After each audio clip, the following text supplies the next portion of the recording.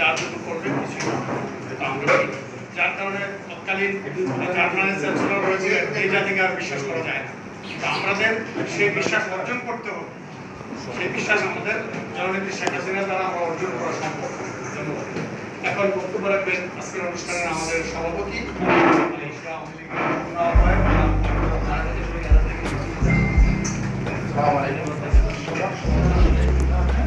আজকে ৯৯তম জন্মবার্ষিকী শেখ মুজিবুর রহমানের দিনটিকে শিশু দিবস হিসাবে আমরা দেশে এবং বিদেশে সব জায়গায় পালিত হয়। আসলে বঙ্গবন্ধু মানে বাংলাদেশ, বঙ্গবন্ধু মানে সোনার বাংলা বলেন যাই বলি, বঙ্গবন্ধুর বিকল্প কোনো দেশ না। বঙ্গবন্ধু না থাকলে আসলে আমরা বাংলাদেশ পাইতাম না, লাল সবুজের পতাকা পাইতাম না, আমরা পাসপোর্টও পাইতাম না। আজকে বিদেশে যে আমরা দাঁড়াইয়া আপনাদের সামনে যে শত শত লোকের সামনে বা বিভিন্ন জায়গায় এম্বাসিতে বলেন, যেখানেই বলেন, আসলে কোথাও আমরা আলোচনা করার কোনো সুযোগ থাকবে না যদি বঙ্গবন্ধু আজকে দেশ নিয়ে 1920 সালে এই 17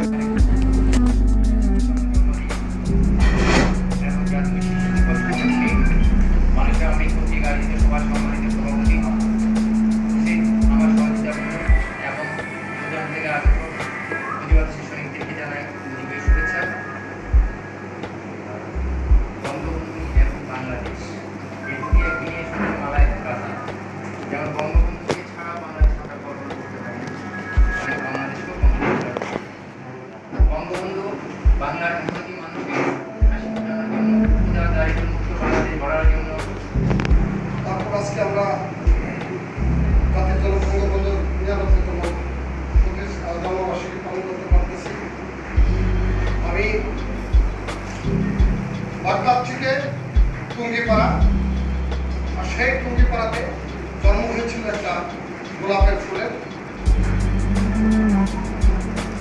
মুজিব নামটা রেখেছিল তার নানা শেখ আব্দুল মজিদ।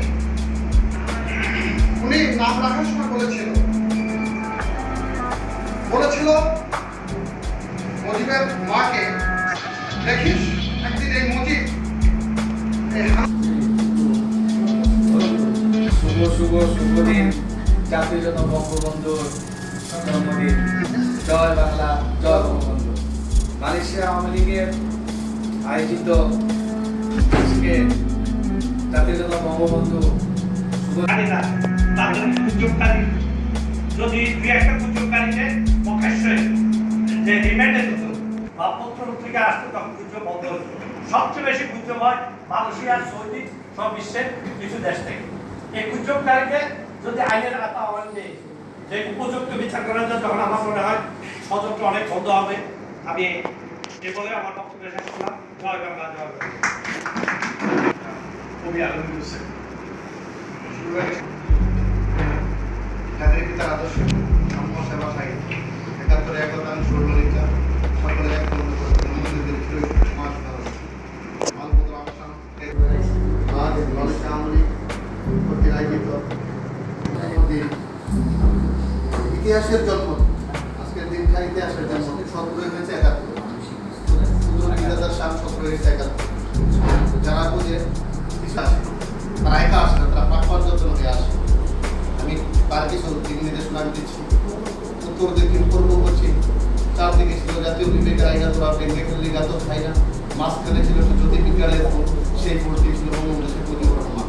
চার বুদ্ধিজীবী সহ তারা মানব জাতির মুক্তির নেশায় তারা আসে এবং তারা